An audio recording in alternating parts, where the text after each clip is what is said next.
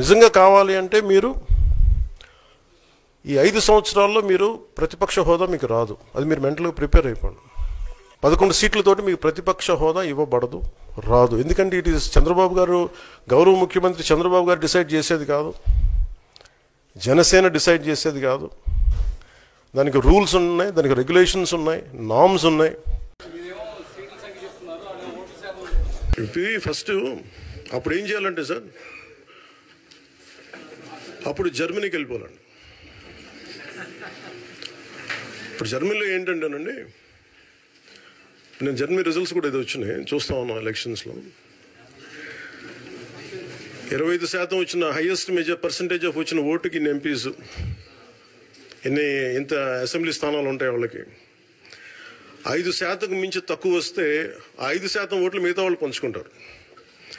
మనకు అలాంటి బెనిఫిట్ మనకి లేదు కాబట్టి మన రాజ్యాంగంలో లేదు. వాళ్ళు మంకుపట్టు పడితే they are free to go to Germany. Thank you. మీకు నిద్రపోయినా, మెలుకున్నా, అసెంబ్లీకి వచ్చినా, బయటకు వెళ్ళినా ఎప్పుడు జగన్ జగన్ జగన్ జగన్ ఎలా తిట్టాలి, జగన్ మీద ఎలా దుమ్మెత్తిపోయాలన్న ఆలోచన తప్ప మరొకటి లేదా?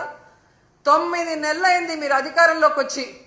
మెజారిటీ సీట్లు మీకున్నాయని గొప్పగా చెప్పుకుంటున్నప్పుడు 11 సీట్లను ఎక్కిరించే మీరు 11 సీట్లున్న జగనన్నకి ప్రతిపక్ష హోదా ఇవ్వడానికి ఎందుకు భయపడుతున్నారు?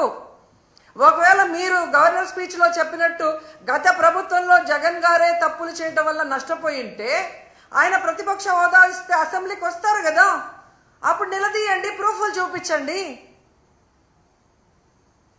అంటే మీ పచ్చ మీడియాలో మీరు మాట్లాడే మాటలంతా కూడా అబద్ధాలు. కేవలం జగన్ని బ్యాడ్ గా చూపించడానికి మీరు ప్రయత్నం చేశారు. అదే అసెంబ్లీలో అయితే ప్రూఫ్లతో కూడా చూపించాలి. అక్కడ జగన్ ఎంత మంచివాడు, ఈ రాష్ట్రాన్ని ఎంత అభివృద్ధి చేశాడు, ఈ రాష్ట్ర ప్రజలకు ఎంత వెల్ఫేర్ చేశాడు, ఎంత డెవలప్మెంట్ చేశాడో చెప్పాల్సి వస్తుంది. కాబట్టే ఈ రోజు మీరు ఆయనకు ప్రతిపక్ష హోదా ఇవ్వడానికి నిరాకరిస్తూ మేకపోతు గాంభీర్యాన్ని ప్రదర్శిస్తున్నారు అనటంలో ఎటువంటి సందేహం లేదని కూడా ఈ సందర్భంగా తెలియజేసుకుంటున్నా. ఎందుకు ఇంత గంటాపదంగా నేను చెప్తున్నానంటే, ప్రభుత్వం చేసే అవినీతిని ఎత్తి చూపించే PAC, పబ్లిక్ అకౌంట్స్ కమిటీ, ఈ దేశంలో ఏ రాష్ట్రంలో అయినా ప్రతిపక్ష ఎమ్మెల్యేకే ఆ పోస్ట్ ఇస్తారు, PACని. అలాంటి పోస్ట్ కూడా ప్రతిపక్ష ఎమ్మెల్యేకి ఇవ్వకుండా దొంగదారిన మీ ఎమ్మెల్యేకి మీరు ఇచ్చుకున్నారు అంటే మీ అవినీతి ఎంత పెద్ద ఎత్తున జరిగింది. అది బయట రాకుండా ఉండటం కోసం దొంగదారిలో మీ ఎమ్మెల్యేని, PAC చైర్మన్ మీరు ఎలా చేసుకున్నారో అందరూ కూడా గమనిస్తున్నారన్న విషయాన్ని తెలుసుకోండి. ఎందుకంటే